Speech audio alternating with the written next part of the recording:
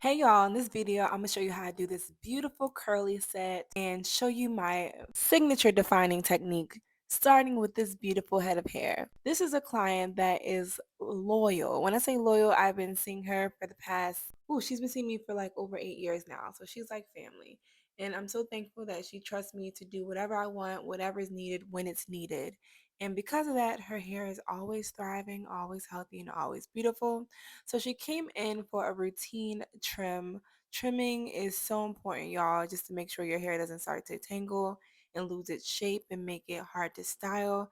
So as you can see, we're going in and trimming her ends and retaining her shape. We recently did a taper in her hair, so it's starting to grow out. So what we're doing is making sure the lines are blended so there isn't any harshness to her hair as it starts to grow out from that taper. So you can see as I'm going in, I am stretching the hair out, putting it at an angle, and then trimming the ends that are basically frayed and not as healthy. So as you can see, getting up close, and just so you know, if you are a hairstylist, don't judge. I am cutting past my knuckle because I am in the zone and I'm moving quickly. But for my new stylists, or even those who are not stylists who might be crazy enough to try this at home, do not cut past your second knuckle because you will cut into your hand. Trust me, I've done it before, and it's just not wise because sometimes your finger has like a bend or angle to it that can cause the cut to change the line of the cut. So, I mean, I'm real experienced, y'all. I do this. So, I break the rules a little bit. When you learn the rules, you can break the rules, but until you know the rules, you can't break the rules. So yeah, no disrespect, but don't do that. Don't break the rules unless you're a seasoned vet. Don't do it. Because you will end up bleeding out and it won't be pretty. But speaking on the cut, as you can see, I'm just traveling with that angle around her head, making sure we blend out that line. You can see where her ends are frayed. We're just trimming up those areas where it's damaged and talking through it with her and making sure she's aware of what's happening. And I'm going in and tightening up her baseline of her cut too. And I'm speeding this part up because y'all know I didn't really come here to show y'all every little part of the cut, but just get a feel of the process of what it looks like when I cut my clients in their natural state while their hair is wet. Her hair actually has a treatment on it that helps to glide the hair like a cutting lotion, which keeps the hair moisturized and also allows me to see the curls and get a visual of what curls are healthy and what curls gotta go. Continue to watch as we do this. And then as soon as we're done with the cut, which is coming soon, we are going to be moving into our curly set.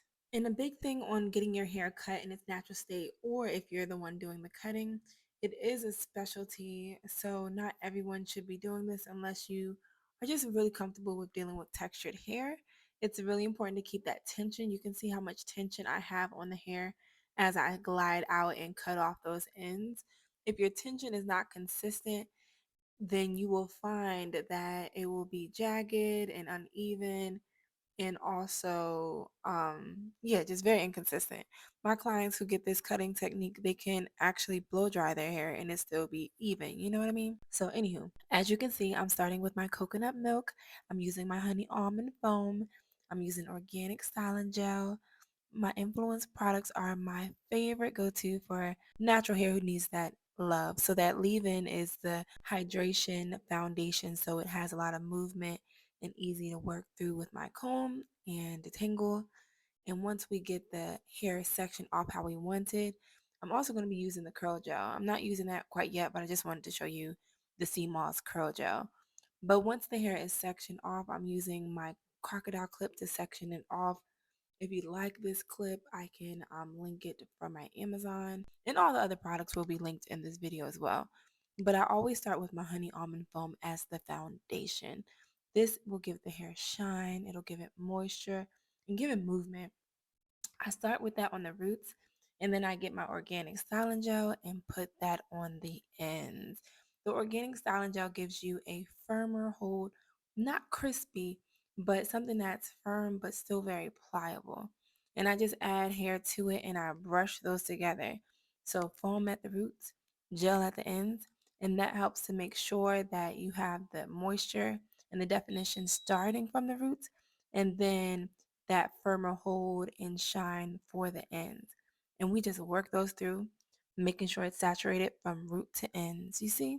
And this is one of my favorite go-to mixes of products. It actually was one of the first combos I did when I first started doing curly sets, which is my word for wash and goes, because we are actually setting each curl by curl. We're not just washing and going. We are going through and really defining. As you can see, I am focusing on the ends and not coiling at the root. So as I go through the process, you'll see the roots are still a bit elongated where the ends have that coil, which kind of gives it a little ringlet like the end of a rose.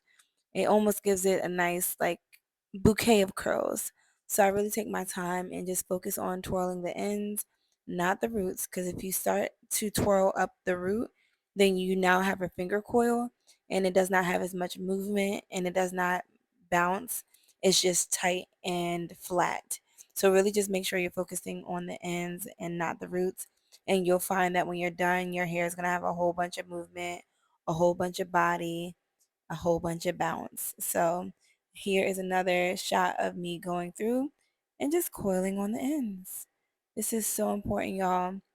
When I'm training stylists or talking through my clients, the biggest thing I tell them is that they overcoil. If you can see, I am focused on the ends. I am not doing the roots. So do not overcoil your hair unless you want to have finger coils and not curls. So this is giving you curls and not coils when you focus just on the ends, okay? I hope that's making sense for y'all. This process is very redundant. I glide through this head. Normally, I can finish this whole set in like 15, 20 minutes max, depending on the hair type or density. But I'm just going through and continuing to follow that process. As I move into this section, I'm just making sure we get that saturation on the roots, no matter what section you're at. That's super important. And now I'm changing to my curl glaze, which is definitely a little bit of a firmer hold, working that in, brushing it together. Emulsifying it with your brush is really going to make sure you don't get any flaking or buildup.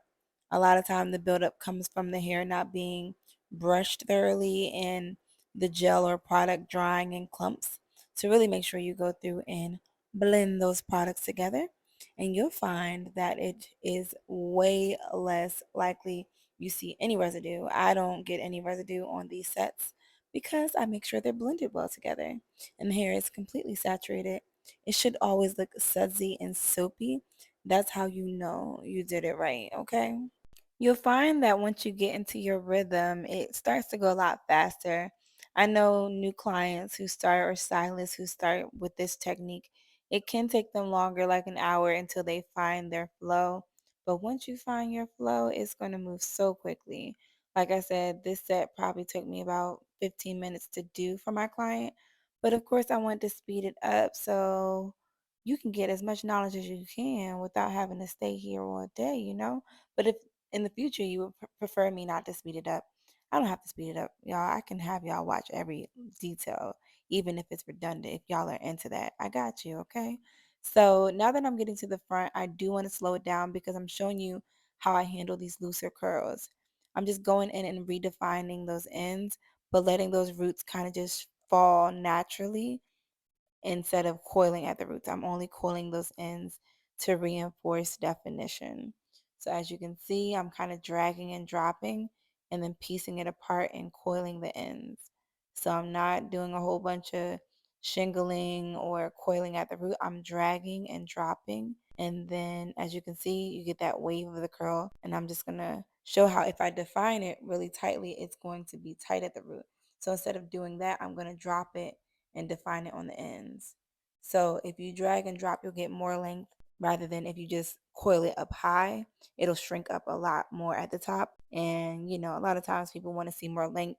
So that is a plug for you how to see more length. Just make sure you smooth it down and then coil at the end instead of coiling at the root. Coiling at the root is just going to enhance shrinkage. And there's not a lot of people I know who want to do that unless you have a looser curl and you're trying to, reignite curls that don't really show up easily. So, yep, that's the process of what we do. And then I sit my client under the dryer for about 20 to 25 minutes. She is dry, so we are going to use that S3 spray on her hair. And I'm going to spritz that, as you can see, very generously. This spray is the bomb.com for shine.